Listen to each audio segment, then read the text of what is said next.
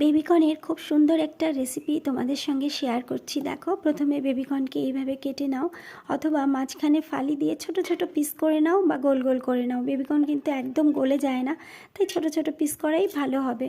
এরপর লবণ দিয়ে বয়েল করে নিতে হবে। আর কি কি মশলা দিচ্ছি একটু কষ্ট করে স্ক্রিনটা ফলো করো, তাহলেই বুঝতে পারবে। আর এখানে কিন্তু আমি কাঁচা এবং শুকনো মশলা একসাথেই পেস্ট করে নিয়েছি। বেবিকর্নগুলো সিদ্ধ হয়ে গিয়েছে, নামিয়ে আমি একটু ম্যারিনেট করে নিচ্ছি কিছু জিনিস দিয়ে। আর সেগুলো কি কি সেটাও কিন্তু স্ক্রিনে লেখা আছে, এটা দেখে নিও। আর এইটা মানে ভাজার পরে কিন্তু সস দিয়েই খাওয়া যায়, সেই ক্রিস্পি বেবিকর্নের মতন, তবে অতটা ক্রিস্পি নয়, যেহেতু আমি গ্রেভি বানাবো একটু, সেজন্য একটু কম কম পরিমাণে দিয়েছি। আর এটাকে উঠিয়ে তোমরা চাইলে 2-4টে তো সস দিয়ে খেতেই পারো। তারপর তেলের মধ্যে কিন্তু আমি গোটা গরম মশলা দিয়েছি, আর সেই বেটে নেওয়া মশলাটা দিয়ে দিলাম, লবণ হলুদ দিলাম, আর ভালো করে কষিয়ে দিয়ে দিয়েছি গরম গরম জল।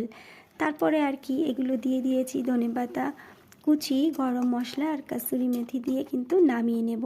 আর ভীষণ টেস্টি হয় খেতে, তোমরা বানিয়ে দেখতে পারো। আমাদের ভীষণ ভালো লেগেছে। আজকের রেসিপিটা কেমন লাগলো জানিও। টাটা।